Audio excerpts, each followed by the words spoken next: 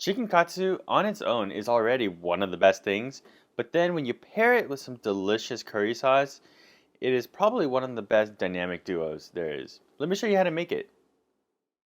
So let's start with the vegetables. The first thing here is the carrot, and as you can see, there's a skinny end and a bigger end.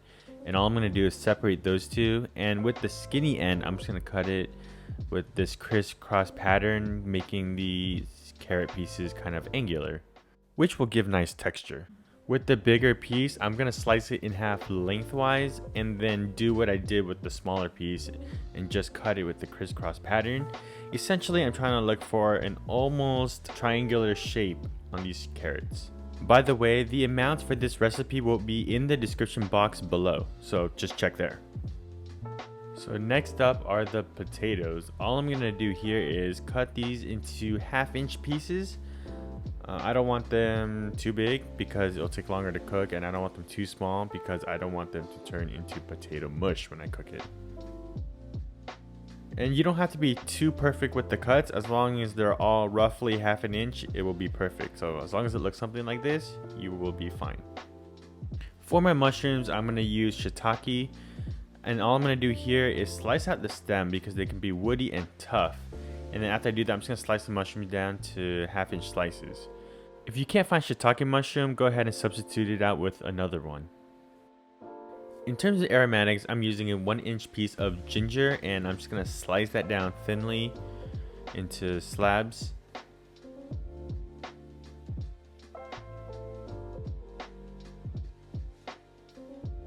And for my garlic, all I'm going to do is crush and peel them because the garlic is going to be cooked in the curry for a while anyways, so I didn't feel the need to finally chop it, but you can if you want. And talking about curry, this is the brand of curry paste I am going with. It's a delicious one, it's a good one. There are plenty of other ones out there that you can use, so just choose what you like. And it usually comes in packets like this, and for this recipe, I'm only going to use one of them. Now to cook this, I'm going to heat a medium pot on medium heat and just put in a drizzle of oil and then throw in my mushrooms to get those started. I'm going to cook these until they get slightly brown. I'm not going to cook them too much because I don't need them to have a lot of color, just so that the mushroom flavor can get enhanced. As they're cooking, I'm going to add in a pinch of salt to season them, and then once they get brown, something a little like this is when I'm going to go in with my ginger and my garlic, and then I'm just going to stir fry that until it becomes fragrant or until I can smell it. And once they are brown, I am adding in my vegetable stock. You can go ahead and use beef, chicken, or pork, or whatever you like. And after that, I'm going to put in my potatoes. And then I'm going to deglaze the bottom of the pan by scraping up all the fond that was built up from cooking the mushroom. I don't want any of those flavors left behind because this is a no flavor left behind zone. And now I'm just going to bring this up to a boil. Oh wait, let me fix the camera real quick. And hey, look at that, it's boiling. And once it has reached a boil, I'm going to drop the heat down so that it's at a simmer. And then just season this broth again so that the potatoes can get seasoned while it cooks. And then I'm going to cook this for about 10 minutes until I can pierce a fork through the potato, something like this. To avoid overcooking the carrots, you want to throw it in right after the potatoes cook, so essentially when you're almost done cooking it. After the carrots are in, go ahead and put in the curry paste. I'm putting in 1 pack, and that is usually enough for me. And now the only thing left to do is to cook this until the paste has melted into the stock and then has thickened up the liquid. So just keep cooking, keep stirring until the paste has completely dissolved. And then it should get thick, kind of like this. And if it's not that thick yet or not thick enough to your liking, just go ahead and keep cooking it a little bit longer. Once it has thickened to your liking, go ahead and grate in 1/3 of a sweet apple. Sweet being the key word. Grating in an apple will do 3 things. 1, it will provide sweetness to your curry. 2, it will give it a nice fruitiness. And 3, it will help the apple dissolve into the curry better. But if you don't want to use an apple, you can go ahead and use sugar. It will be fine as well. And then go ahead and just stir that in. And then give it a taste test to make sure that the seasoning is to how you like it. If you want it sweeter, add more sugar or fruit, and if you want it saltier, add more salt. But once it is done, go ahead and take it off the heat, and let's move on to the chicken katsu. I have made a chicken katsu video before, so I'll leave the link in the top right corner or in the description box below, so check it out for a more detailed explanation, but I'll give you a quick run through here. So the first thing I'm going to do is use 2 chicken thighs, and I'm just going to place some saran wrap on it, and then I'm just going to pound it out so it's nice and even. Not necessarily looking for it to be too thin, just even. So on my breading station, I have 3 containers. The container on the right will contain the flour. And then the container in the middle will have a splash of water with an egg, also known as the egg wash. And then the station on the left will be the panko breadcrumbs. And then to my flour, I'm just going to season with a little bit of salt and then whip up my eggs real quick. And then now it's time for breading.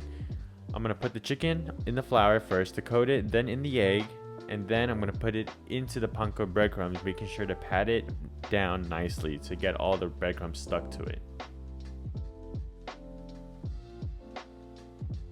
Once your chicken is all nice and breaded, let's fry them. Here I have about ½ inch of oil heated to about 350 to 360 degrees. Try not to go over 375 degrees Fahrenheit because having the oil too hot will burn your chicken before it cooks through, and having it too low will give you a greasy chicken katsu. But once it's hot enough, go ahead and throw in your chicken and cook it for about a minute or 2 before flipping it. You want to make sure that that's how it looks nicely golden brown before you flip it, so when it looks like this, it is good. And then cook the other side for another minute or 2 until that side's also golden brown. And when both sides are nice and golden brown, go ahead and take it out and drain it on a paper towel. And immediately sprinkle it with some salt. And that will help the salt stick to the chicken better. And once the chicken is cool to touch, go ahead and take it and slice it up. You can slice it as thick or as thin as you want, but preferably go on the thicker side so that your chicken won't cool down too quick, because cold chicken is not that great. Unless you like cold chicken, then do what you want. But now once it's sliced, I'm going to go ahead and plate it up. So I have rice on one side of the bowl like this and curry on the other side, and I'm just going to put the chicken right in the middle. And once it looks like this, it's time for the taste test. Oh, I am so excited to eat this. The smell of this right now is just, it smells really good from all the curry spices that's in that paste. And then the fried chicken, or the chicken katsu, is looking crispy. Let's try this. So, alright. Here's some of the mushroom and the carrots. Cheers.